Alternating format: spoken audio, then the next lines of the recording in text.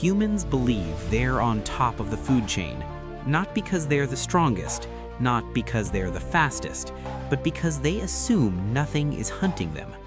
Parasyte starts by breaking that assumption, quietly. No invasion alarms, no explosions, no warning. One night, something falls from the sky. Not a meteor, not a weapon, something alive. And it doesn't attack cities, it doesn't destroy buildings. It looks for people who are asleep. Because parasites don't conquer through fear, they survive through opportunity. Shinichi Izumi is just a normal high school kid, awkward, quiet, kind, the kind of person the world wouldn't notice disappearing. When the parasite enters his room, it crawls toward his brain, because that's how parasites live. They take control of the head, erase the human, wear the body. But Shinichi wakes up. In panic, he grabs the creature, and instead of reaching his brain, it burrows into his right hand. That mistake saves his life, because the parasite fails to fully take over. Now they're stuck. Two minds, one body. The parasite names itself Migi, and Migi doesn't understand humans, not emotionally, not morally, not socially, only logically. From the beginning, Migi establishes one rule: survival comes first. No heroism, no sacrifice, no empathy. If someone threatens survival, they die. This is where Parasyte quietly becomes terrifying, because Migi isn't evil, it's honest. Migi doesn't hate humans, it doesn't enjoy killing. It simply sees humans the way humans see livestock, a food source that talks too much. While Shinichi struggles to hide Migi, something worse is happening. Other parasites succeed. They take over teachers, doctors, office workers. They learn to smile, to bow, to speak politely. They don't scream, they don't panic. They go to work, they make friends, they blend in. And people don't disappear violently, they just stop showing up.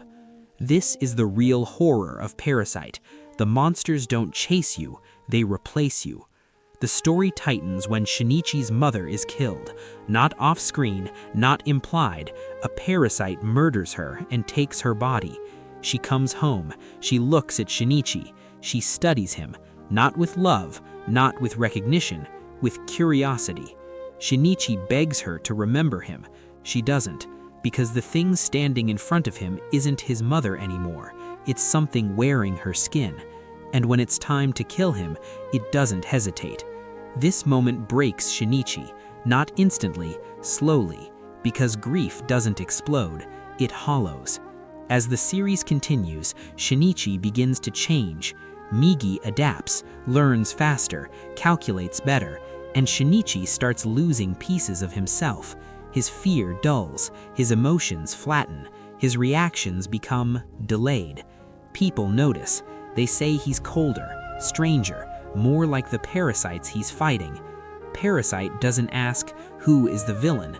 It asks something worse. What happens when survival rewrites your humanity?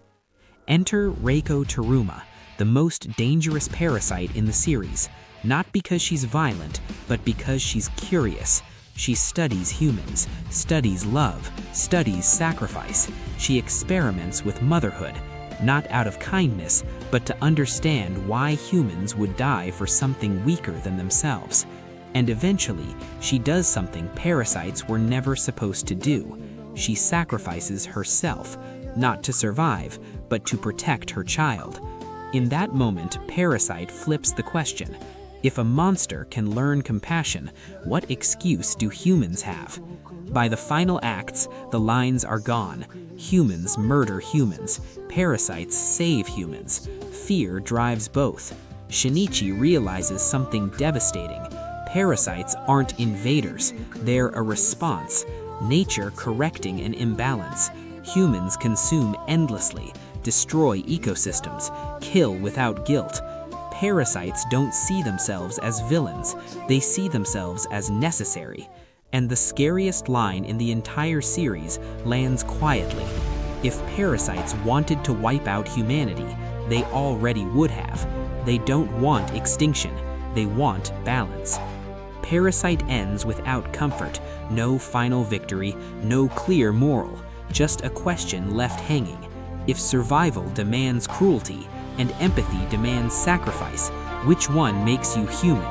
And if tomorrow something smarter than us appeared, would we still call ourselves the good guys, or just the ones who lost control of the food chain? So let me ask you, were the parasites the monsters, or were they just honest about what humans refuse to admit?